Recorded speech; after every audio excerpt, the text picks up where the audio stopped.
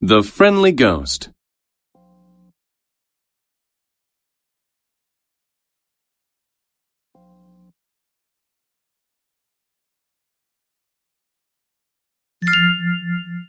A nice woman lived by a large river.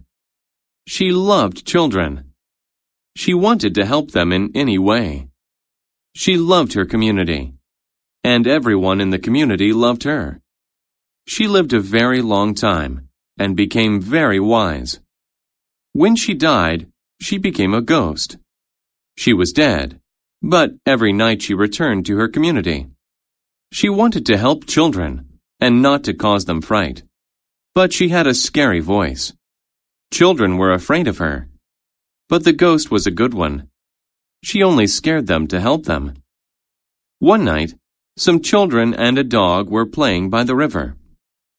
They were having fun with their pet, but they were far from home. Then the weather became bad. It rained and rained. The river was rising. It was very dark. The children knew they were lost. They needed to go north, but they didn't know which direction it was. When the moon came out, they saw a ghost by the river. The ghost said, "Go away!" The children felt great fright. They knew it was a ghost. Then the ghost moved closer. She yelled again, "Go away!" The children became very upset. Some of them began to cry. The children knew they had a choice. They could escape, or they could stay and face this scary individual in the dark. The children ran a long distance away. The ghost followed them all the way. Finally, the children reached home. The ghost was very happy. Soon the river rose higher and higher. It was very dangerous. The ghost had helped the children survive. She had saved them from the rising water. She also used her power to lead them home. Sometimes, meeting a ghost has advantages. A ghost can save your life.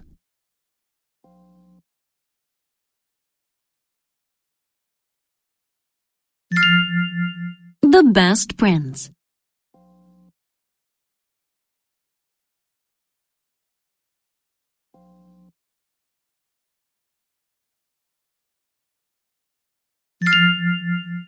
King Minos was very sick. His condition was getting worse. He had 3 sons. He loved them all. He had to announce who would become king. 2 of the princes stood waiting outside the king's room. Theseus was the oldest and strongest.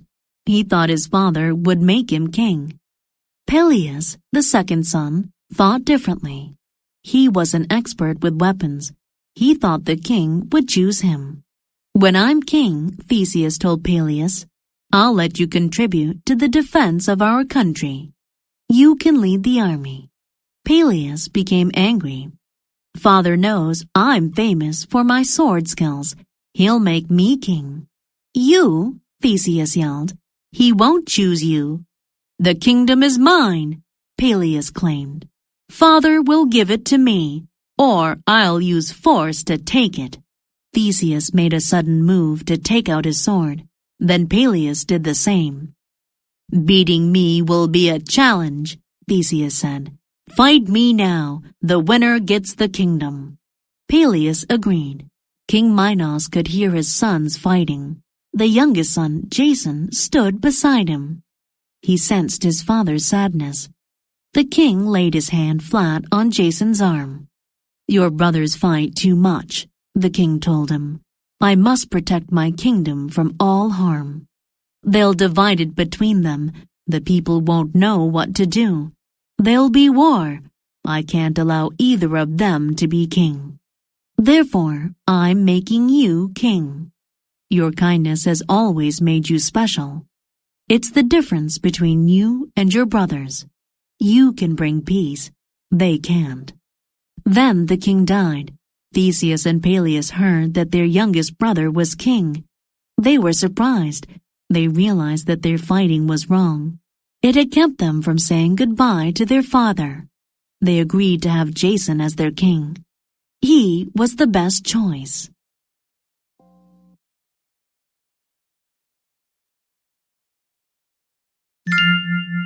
How the sun and the moon were made.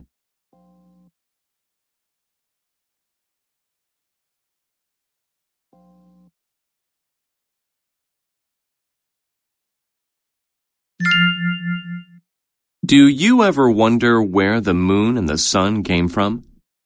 The Inuit people of Alaska have a theory. They tell a story about a beautiful girl. She was very nice. In contrast, her brother was a mean little boy. One day he proposed something. "We should go to a party," he said. The girl accepted. First, it was necessary for her to prepare. She arranged her hair and put on nice clothes. This required a lot of time. But the girl worked hard, and soon she had success. She looked perfect. They attended the party together. The girl was having fun. Later, she walked into the bathroom. Suddenly, the lights were turned off. Someone grabbed her hair and tore her clothes. She ran out of the bathroom. She wanted to know who did this to her. Then she had an idea. She fixed her hair again. This time it was even more beautiful. She even balanced beautiful jewels in it. She wanted to encourage the person to grab it again. She put black dirt in her hair. The purpose of this was to catch the person. She went to the bathroom again, and it was the same pattern. The lights went off, and someone grabbed her hair. When he released it, his hand was black. The girl returned to the party. She knew there was only a single person with a black hand. When she saw that person, he was very familiar. It was her brother. He ran into the woods. The girl ran after him. They both carried fire so they could see in the dark. The smoke went into the air. As they ran, they grew. They became huge. Then they went into space. When the girl's fire went out, she hung in the sky. She became the moon, and her brother became the sun. They chase each other forever.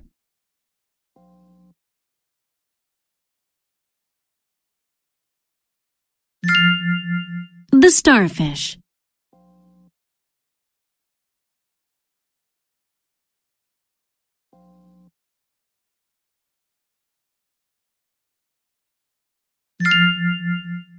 Last summer, I took a trip to an island.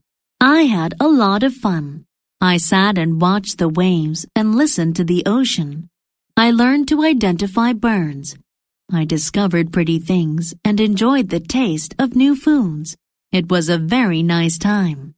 One evening, I took a pleasant walk by the ocean. When the waves came in, many starfish fell on the beach. Some starfish went back into the water, and they were safe.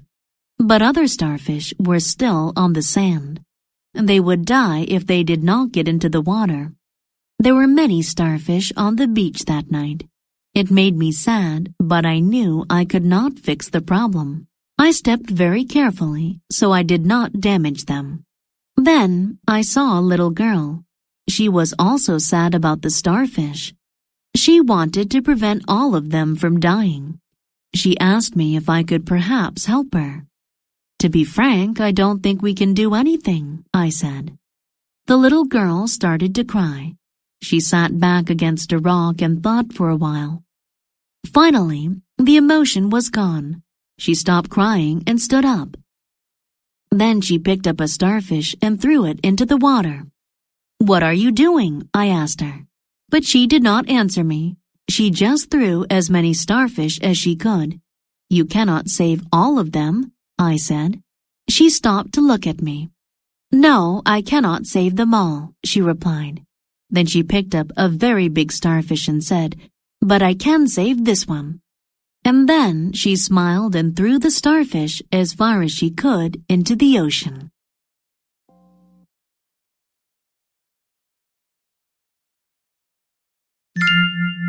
The First Peacock.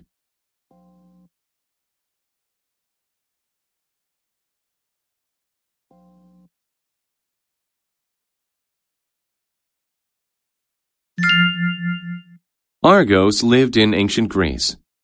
He was a husband and a proud father. He worked hard and did well at his job. But one thing about him wasn't normal. He was born with 100 eyes. Having many eyes was usually a benefit to him. He had a chance to see many things. Also, since he had so many eyes, he was very good at guarding things. While sleeping, he only rested a few eyes at a time. The others stayed awake. He worked for Hera, a great goddess. His primary function was to guard a special cow. The cow was very important to Hera. It was her favorite pet. The most essential part of his job was to keep the cow alone. It had to be kept separate from all the other cows and far away from people. This was an easy job for Argos. The cow just ate grass all day. But the god Zeus wanted the cow. He wanted to take it away from Hera. He had a plan. He found a great music player. He asked the man to play a beautiful song for Argos. Zeus was certain Argos would go to sleep. The song had an immediate effect. Argos couldn't focus on his job. He fell asleep. Zeus saw this, and he took the cow. Hera was very angry with Argos. She turned him into a peacock. She put his many eyes on his tail. Argos was very sad. Zeus saw how much trouble he had caused Argos. He made another plan. He turned Argos into a group of stars. He wanted Argos to remain in the sky forever. Even today, Argos's image remains there, above the site where all his problems began. We can still see him in the night sky.